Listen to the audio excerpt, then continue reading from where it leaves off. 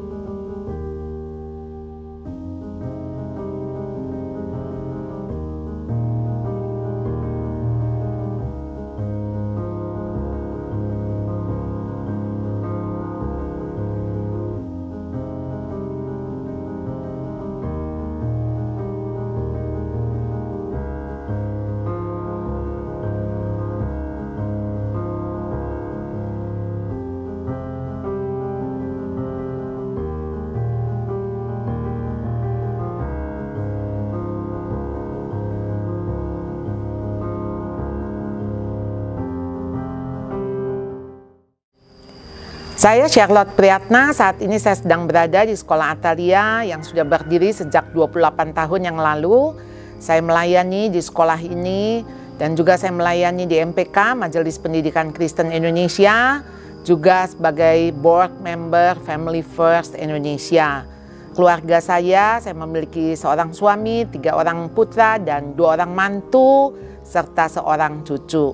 Saya menyelesaikan pendidikan S1, Sarjana Pendidikan di IKIP Jakarta, jurusan Psikologi Pendidikan. S2 saya juga di universitas yang sama bernama WNJ dengan jurusan PAUD, dan saya menyelesaikan Magister Ministry di SAAT Malang.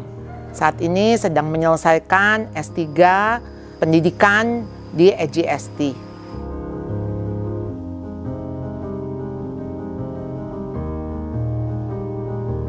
Kita tidak pernah belajar ataupun sekolah tentang orang tua. Sedangkan begitu kita punya anak, kita menjadi orang tua.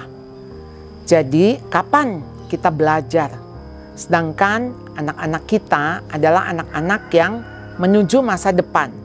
Kita belajar menjadi anak ketika di masa lalu.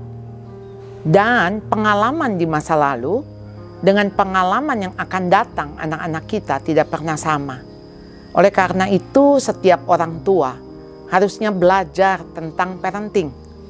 Parenting adalah pengasuhan yang dilakukan oleh orang dewasa kepada anak. Kita punya pengetahuan, kita punya pengalaman, dan anak-anak belum punya pengetahuan dan belum punya pengalaman.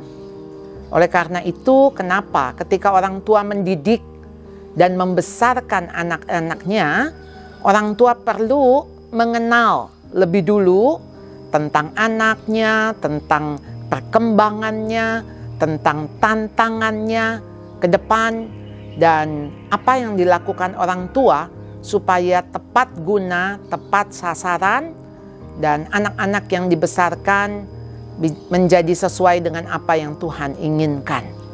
Orang tua adalah mitra dari Tuhan untuk membesarkan anak-anak.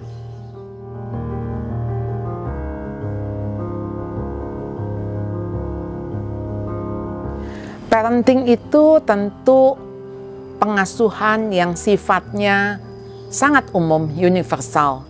Siapapun yang menjadi orang tua adalah orang yang bertanggung jawab dan yang terpanggil untuk melakukan perannya sebagai ayah dan ibu bagi anak-anaknya.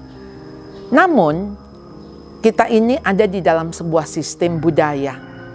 Apa yang dianut oleh suku tertentu belum tentu dianut oleh suku yang lainnya. Oleh karena itu, kita berada di tengah sebuah lingkungan yang memiliki budaya masing-masing.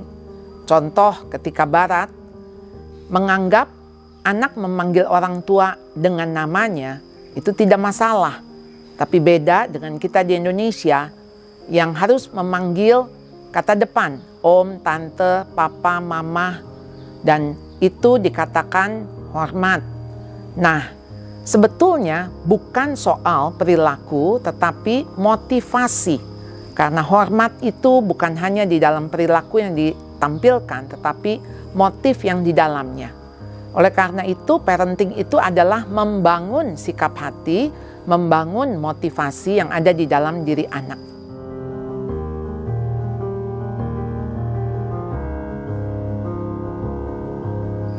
Secara umum, parenting itu terbagi dua, yang otoriter dan yang permisif. Ada yang dikatakan otoritatif parenting, dan biasanya pola asuh yang seperti ini yang lebih banyak menjadi minat karena dianggap ideal. Namun, ketika hasil daripada otoriter atau authoritarian parenting, tadi yang disebutkan tiger parenting, itu berhasil, betul, tidak disangkal. Tapi ingat, keberhasilan itu bukan hanya melulu soal prestasi, soal akademik. Tetapi jangan lupa, bicara soal parenting adalah bicara tentang relasi. Dari sebuah gaya parenting yang otoriter, sulit sekali relasi itu dibangun. Karena biasanya anak merasa dipaksa, anak diancam, anak dituntut. Bagaimana anak bisa terbangun kepercayaan diri dan bagaimana dia percaya bahwa orang tuanya mengasihi dia. Dan kebalikan atau ujung satunya adalah permisif. Sikap orang tua yang permisif seolah-olah anak itu dicintai karena semua apa yang diinginkan dituruti. Jadi ketika anak dimanja, anak bisa semaunya, itu bukan gaya pengasuhan yang baik. Orang tua menganggap ketika dia menuruti apa yang anaknya inginkan, orang tua pikir anak akan merasa dikasihi. Namun ternyata tidak demikian. Anak justru merasa dibiarkan. Anak merasa orang tuanya tidak peduli. Jadi gaya pengasuhan yang saat ini kita lihat adalah otoritatif, yaitu orang tua tetap menekankan batas-batas, ada disiplin, namun orang tua juga memberikan kebebasan. Orang tua menerima anak apa adanya, bukan ada apanya, dan orang tua bisa membimbing anak sesuai dengan karakteristik masing-masing anak. Karena anak punya tujuan ketika hidupnya ke depan untuk jadi apa dan bagaimana dia, Tuhan sudah menaruh berbagai modal. Dan disinilah tugas orang tua memberikan bekal untuk anak-anak dewasa kelak.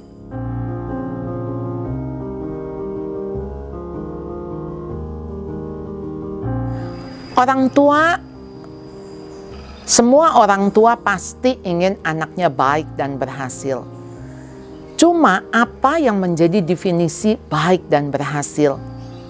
Seringkali kita tertipu dengan nilai-nilai dunia. Jadi yang namanya baik, berhasil itu yang dihitung melalui skor, angka. Berapa digit jumlah deposito, pakai mobil apa, rumahnya di mana, nilainya berapa. Dan kita pikir itu yang Tuhan mau.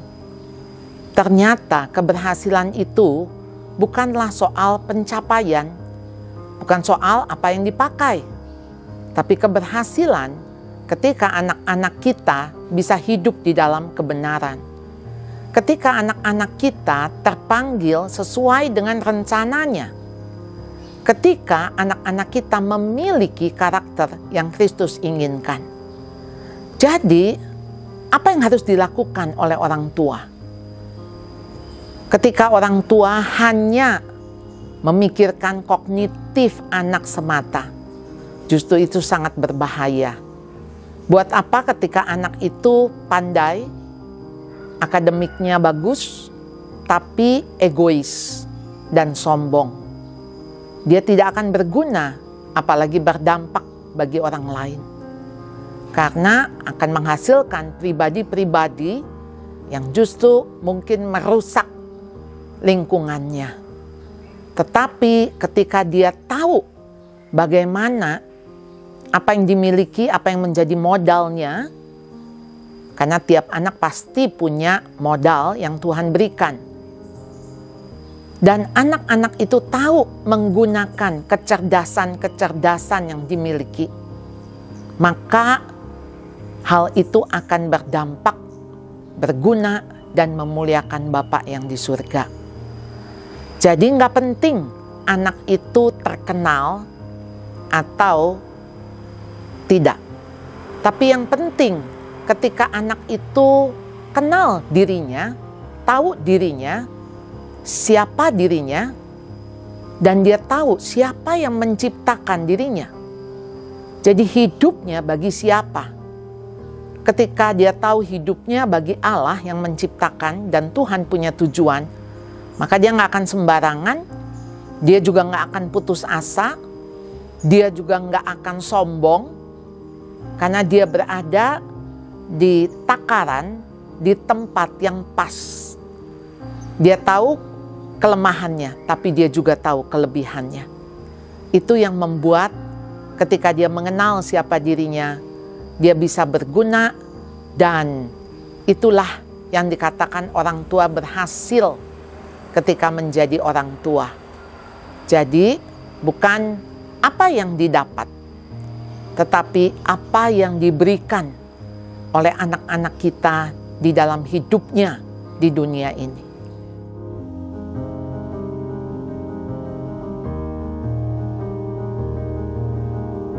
Beda zaman, beda tantangan. Beda generasi, pasti beda kondisi.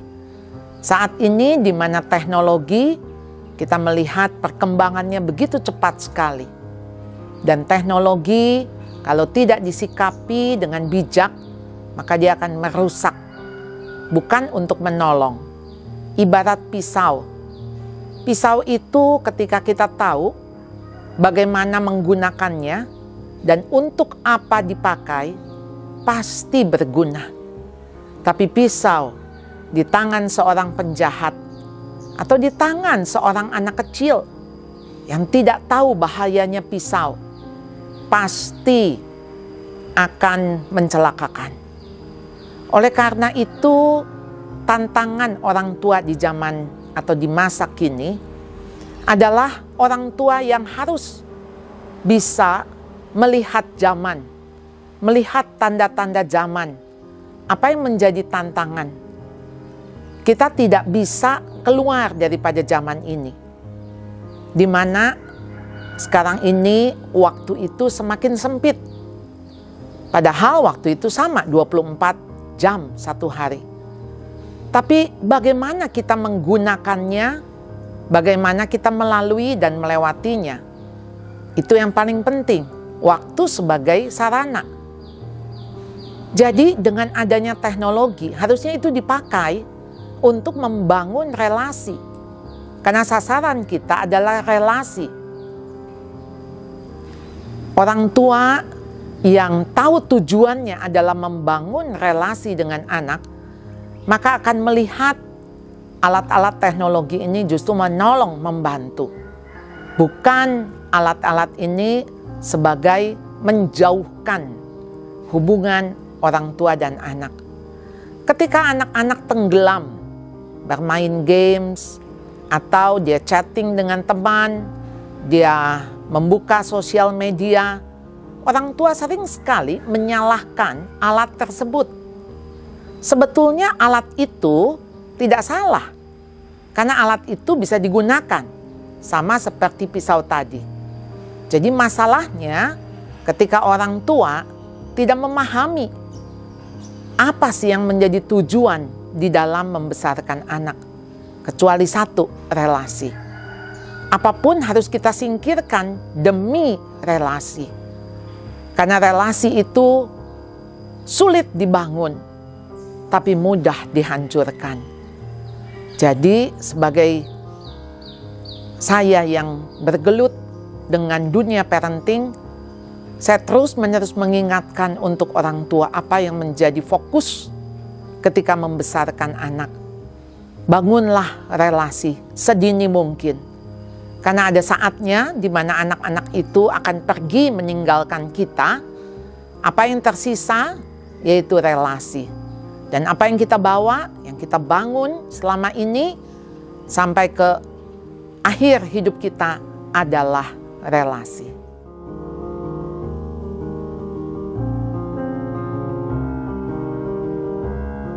Akhir-akhir ini kita sering melihat bahwa kekerasan itu meningkat, baik di kalangan anak-anak di sekolah maupun di luar dari sekolah. Bullying terjadi. Jadi seorang anak yang menganggap dia punya kekayaan, punya kemampuan, punya hak untuk menekan, untuk menyiksa, untuk membuat orang lain menderita. Dari mana asalnya sehingga anak ini punya kepercayaan diri yang begitu tinggi untuk melakukan segala hal? Karena orang tua tidak memberi batas.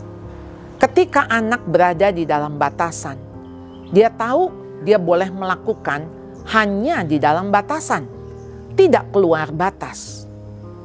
Ketika anak tidak mengenal disiplin, dia cuma berpikir orang lain boleh saya apakan juga. Bahkan saya membunuh orang pun saya tidak takut. Bahkan membunuh dirinya pun mungkin dia akan lakukan. Di mana fungsi orang tua yang seharusnya tahu kamu ini adalah manusia. Dan teman-temanmu, orang lain adalah sesamamu manusia. Kamu gak lebih hebat dari dia, cuma kamu lebih beruntung, kamu lebih dianugerahkan ini itu, tapi kamu tidak melebihi sebagai sesama manusia. Jadi ketika orang tua lost, tidak mendidik anaknya sebagai seorang manusia belaka, seorang manusia human pada umumnya, maka anak ini akan berada di dalam satu pemikiran bahwa saya ini hebat, saya ini boleh, saya ini pantas, saya ini layak. Itu yang membuat seorang anak bisa melakukan pelanggaran apapun tanpa dia memiliki hati nurani. Karena hati nuraninya sudah tumpul. Dia nggak tahu lagi mana yang benar, mana yang salah. Sehingga ketika tidak ada batas itu, maka anak ini sebetulnya punya hati yang keras. Dan orang tua harusnya takut sekali ketika anak itu sudah mengeraskan hati. Kalau orang tua masih menganggap, oh nggak apa-apa, memang anak saya keras, memang anak saya seperti ini, habis bagaimana? Kalau Anda menyerah, saya cuma khawatir satu hari anak Anda ada di balik jeruji penjara.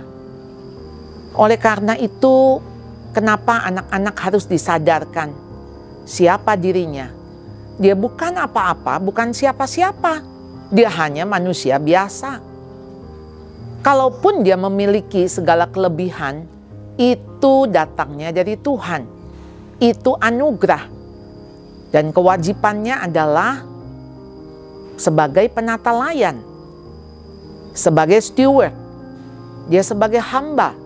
Kalau dia punya kepintaran, dia punya kekayaan, dia punya kemampuan, itu pun datangnya dari Tuhan dan harus dikembalikan kepada Tuhan.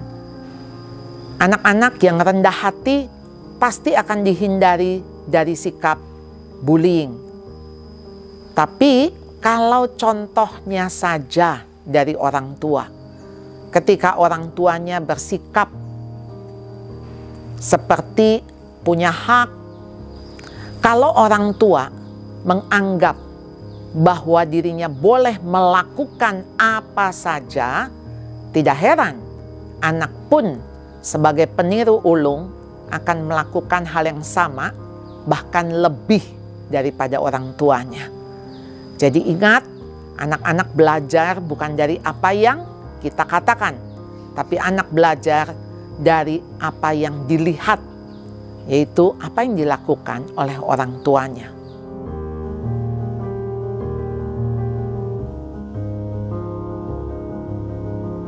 Parenting itu bukan sekedar ilmu yang kita ketahui, seperti halnya kita belajar matematika, fisika, biologi. Jadi parenting itu adalah sebuah panggilan peran sebagai orang tua atau sebagai caregiver, sebagai pengasuh. Jadi ketika ilmu parenting dipelajari oleh orang tua dan hanya sampai ranah kognitif, tidak menyentuh hati, saya khawatir orang tua ini dia sudah menganggap dia sebagai orang tua yang baik dan benar. Karena harusnya sampai kepada hati. Parenting itu bicara hati karena yang dididik adalah hati. Banyak orang bisa punya anak, tapi nggak semua orang bisa jadi orang tua. Having children dengan being parents dua hal berbeda. Karena waktu dia menjadi orang tua, dia as a being parents, yang harus dirubah adalah dirinya dulu. Waktu dia mengingat bagaimana dia jadi anak, tidak cukup modal untuk dia bisa menjadi orang tua. Bahkan kadang-kadang dia menganggap yang dilakukan oleh orang tuanya salah dan dia melakukan hal sebaliknya. Dan justru sebetulnya lebih salah dari yang sebelumnya. Jadi menjadi orang tua adalah sebuah proses. Dan proses itu harus dijalani, harus dialami. Jatuh bangun. Ketika jatuh bangun, pengalaman ini nggak cukup sendirian atau berdua sebagai ayah dan ibu. Perlu komunitas, perlu ada teman-teman yang mendukung. Jadi, bagaimana Anda menjadi orang tua? Carilah teman, carilah rekan yang bisa bersama-sama membesarkan anak, membagikan pengalaman, sharing, caring kepada teman-teman komunitas, dan di situ Anda bertumbuh. Karena bicara parenting, bicara sebuah perjalanan. Perjalanan itu pasti melelahkan. Bagaimana kita tetap semangat di dalam perjalanan? Maka kita membutuhkan orang-orang yang terus memberikan dukungan untuk kita tetap bergerak dan tetap berjalan.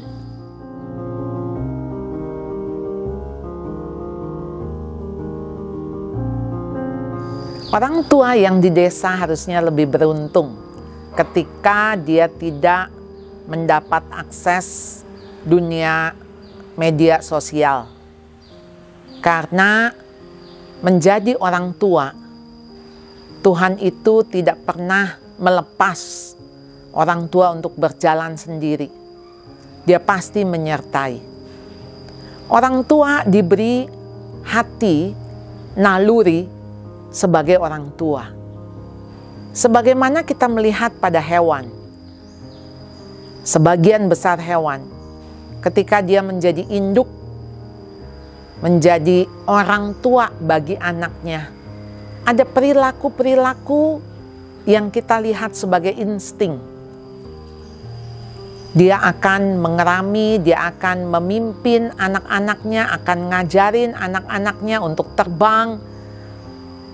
Misalnya pada seekor burung Raja Wali. Jadi terlebih kita, yang dimana anak-anak diciptakan sebagai gambar dan rupa Allah. Tuhan tidak akan sembarangan menitipkan anak kepada siapa saja.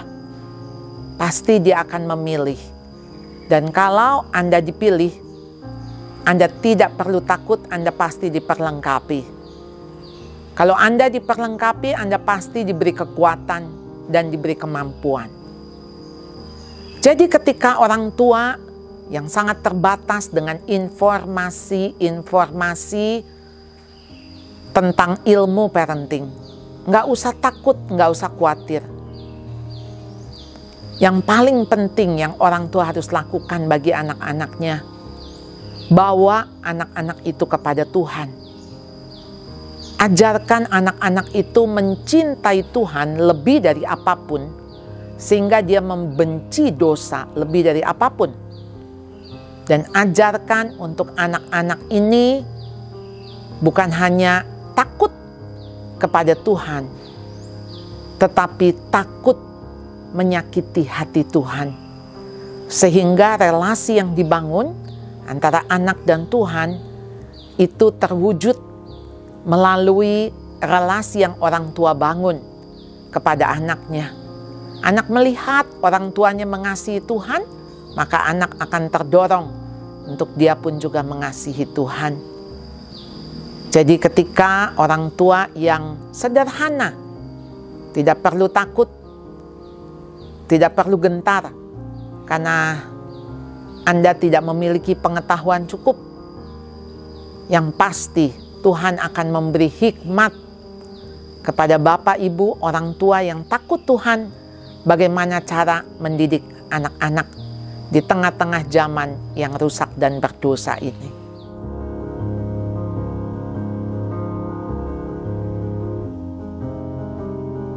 Tujuan kita menjadi orang tua adalah sampai anak-anak kita tidak membutuhkan kita sebagai orang tua lagi, tapi sebagai sahabat.